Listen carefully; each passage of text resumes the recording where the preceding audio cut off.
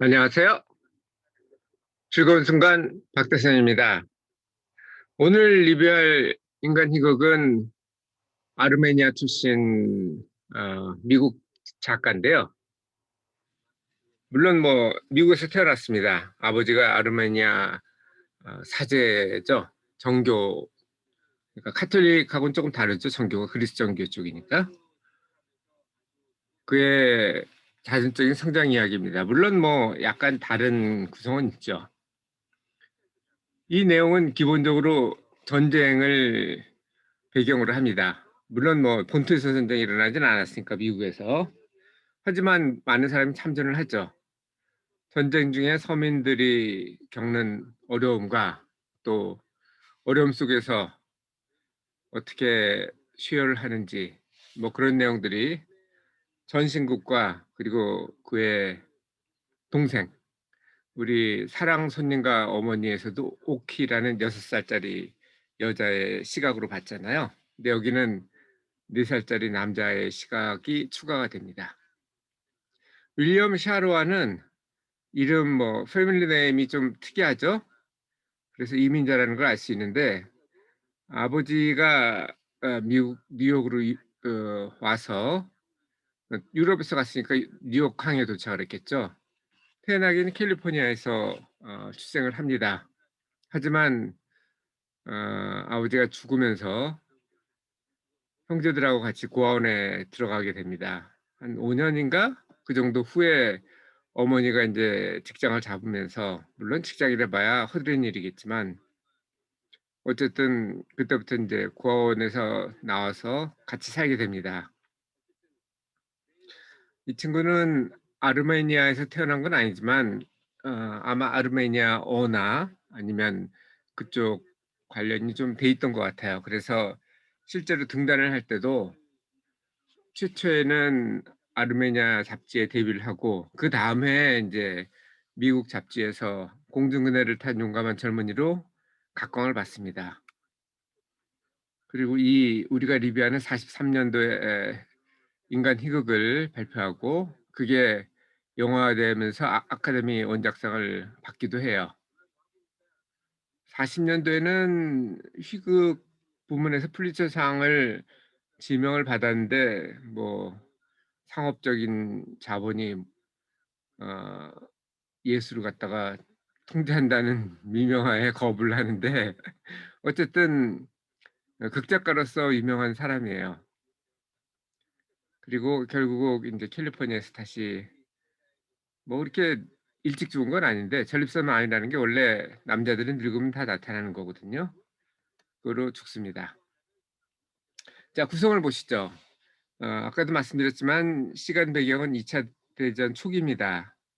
공간은 그 전쟁이 일어난 유럽 쪽이 아니었고 미국 본토, 그러니까 서부죠. 캘리포니아의 이타카라는 도시인데요. 실제 도시는 아닙니다. 이타카라는 도시가 뉴욕에 있어요. 있기는.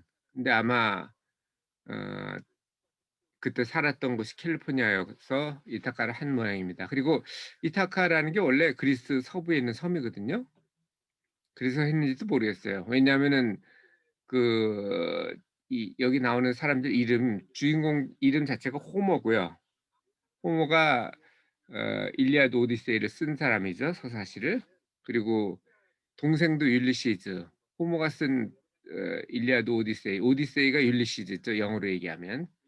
그렇게 하니까 나름 그 유럽, 특히 그리스 이 인근을 가지고 쓴 게 아닌가 생각합니다. 그래서 이따까라는 거는 최근에 영화도 되게 했어요. 어, 이게 맥 라이언인가요?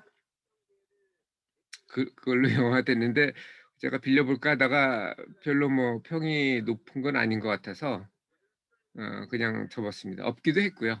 그 도서관에 없더라고요. 자, 여기 나온 인물들을 보면 주인공, 그러니까 화자가 되겠죠. 실제로 화자가 주인공은 아니에요. 모든 사람들이 다 우리가 어디지, 한티지 하늘이나 뭐 이런 것처럼 모든 사람이 주인공입니다. 하지만 화자는 호모, 12살짜리 전보 배달원이죠. 원래 14살 이상만 일을 할 수 있거든요. 근데 두 살 어린 걸 속였는데도 불구하고 그냥 전신 국장에 눈 감아 주죠. 그리고 형은 2차 대전 참전을 했다 그러니까 나이 차이가 꽤 나죠? 나중에 죽습니다만 어쨌든 동생도 나이 차이가 꽤 납니다. 4 살이라 그러니까. 그리고 인제 여기서는 가장 그 파워풀한 인물이 인제 전신 국장이고 그가 채용해서 오랫동안 그냥 정년이 지났는데도 계속 근무하고 있던 기사가 있죠. 자, 여기 느낀 점은 말 그대로 이게 인간 희극이라고 번역을 했는데 이 원문은 휴먼 코미디거든요. 코미디는 아시겠지만 경쾌한 터치예요. 반대가 비극이죠. 근데 물론 비극적인 요소도 없는 건 아닙니다. 뭐 전사 통보서를 전신으로 갖고 가서 전달한다든지 아니면 형이 죽는 것도 비극이죠. 하지만 대체로 보면 코미디 경쾌한 터치가 더 많습니다. 이 희극 웃을 만한 얘기라기보다는 경쾌한 내용이라고 보시면 될 것 같습니다. 여기서 느낀 점은 전사통보에서 하나가 있었고 서민들의 삶이라는 데서 또 하나가 있는데 전사통보는 이 호모가 전보 배달 전신 배달원으로서 그 전사 통지서를 많이 예전에는 전화도 없었고 2차 세계대전 초기니까요. 물론 없었다는 건 아니에요. 있긴 했지만 그게 서민들한테까지 가지는 않았죠. 우리나라도 전화가 뭐 대중화된 게 제가 중학교 땐가 초등학교 땐가 기억은 안 나는데 전화를 놔서 전화번호를 갖고 가니까 사람들이 다들 부러워했었어요. 그때만 해도 전화가 별로 없었거든요. 아마 초등학교 고학년이나 아니면 중학교 때였을 거로 기억납니다. 정확히 언제인지는 기억 안 나요. 근데 공식적으로 보낼 수 있는 게 우편하고 전신인데 전사통보 같은 경우는 빨리 보내줘야 되겠죠. 그러니까 우편이 아니고 전신으로 갔던 것 같습니다. 그래서 주민들 가족한테 전신 통보를 하면서 인제 느낀 점들이 나오죠. '아 사람이 영원히 죽는 게 영원히 사는 게 아니구나.' 근데 거기서 또 하나는 마지막 마무리쯤에 돼서 형의 그 전신을 접수하던 중에 정년 지나서 일하던 기사가 심장마비로 죽습니다. 그리고 형이 죽었으니까 그게 왔겠죠. 형이 죽고 전신 기자가 죽고 그리고 그거를 자신의 집으로 전달을 해야 했습니다. 그게 공식적인 통지니까요. 그러니까 전쟁이 남의 일이 아니라는 거죠. 이 미국 입장에서 보면 본토에서 보면은 전쟁은 나하고 좀 먼 데예요. 저기 유럽, 태평양이나 대서양 건너서 유럽에서 발생한 일이니까. 하지만 그게 본토로 올 수도 있습니다. 실제로 본토까지는 아니지만 어디죠? 진주만 펄 하버 아 그 하와이 아일랜드로는 전선이 거기까지 오죠. 그리고 동부도 뭐 상륙한 건 아니지만은 해안까지 독일의 유튜브가 아니죠. 유보트가 오기도 했습니다. 그래서 유보트에서 뭐 많은 피해를 끼친 건 아니지만 미사일이 아니고 그때는 어뢰였겠죠. 어뢰를 쏘기도 했습니다. 그것처럼 여기서도 주민 가족 전신통보 그러니까 전사가 남의 일이 아니라는 거죠. 나의 형도 그럴 수 있다라는 거예요. 그래서 어떤 문제가 있다면 초기에 해야 됩니다. 그건 '내 일이 아니구나.' 하면 유태인이 독일 나치에 의해서 학살되었을 때 방관하던 사람들이 나중에는 그게 자기 차례가 올 수도 있다는 얘기죠. 이거는 아르메니아 출신 이민자로서 특별히 감회가 깊을 수도 있어요. 예를 들면 유태인의 다이스포라는 우리가 잘 알고 있죠. 2000년 동안 예수가 태어났을 때쯤 해서 폭동을 일으켰다가 그게 진압되면서 다 흩어버리죠. "너는 여기 살지 마." 하면서 전 세계로 흩어버립니다. 근데 아르메니아도 비슷했어요. 아르메니아는 아까도 말씀드렸지만 그리스 정교가 대부분 믿고 있는 거거든요. 이 저자의 아버지도 그리스 정교 사제였었고. 그런데 당시는 터키 지배를 받았습니다. 근데 터키는 어 이슬람이죠. 그래서 여기도 많이 학살당하기도 하고, 아르메니아 인구가 지금 200만 인가 하는데 해외에 살고 있는 사람이 400만 이래요. 이스라엘하고 어찌 보면 비슷하죠. 그러니까 이런 게 어떤 일이 자기한테도 발생할 수 있다라는 거를 우리는 생각하고 살아야 될 것 같습니다. 그래서 이런 것을 막으려면 우선 우리가 강해져야 될 것 같고요. 그리고 좀 풍부해져야 될 것 같습니다. 먹이가 예를 들어서 제한된다면 싸울 수밖에 없거든요. 다 먹고 살아야 되고 그게 본능이니까.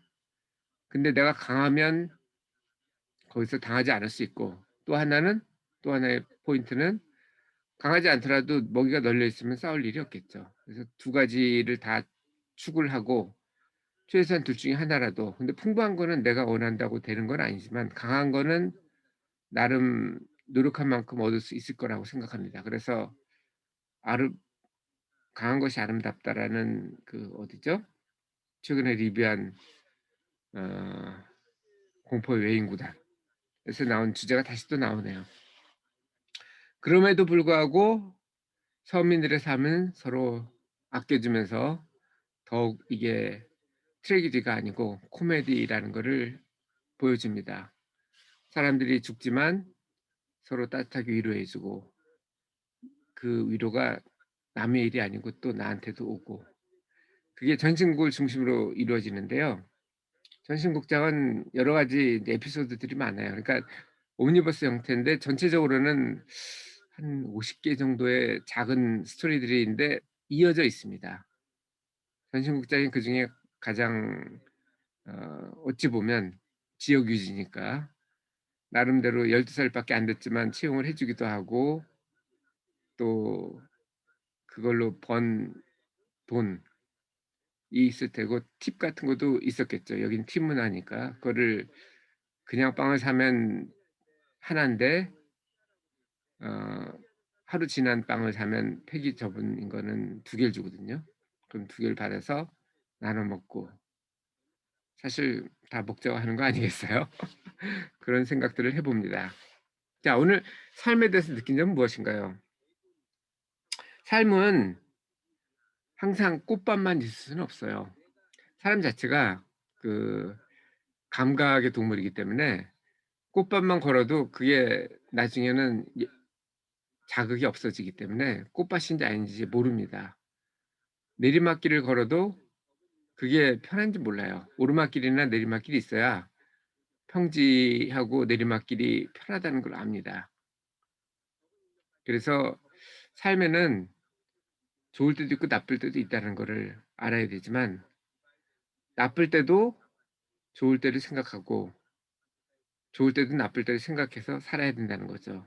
제가 요즘 그 아울레우스 마르쿠스 아우렐리우스의 그 명상록을 읽고 있는데, 거기에 보면은 인제 내부하고 외부를 나눠요.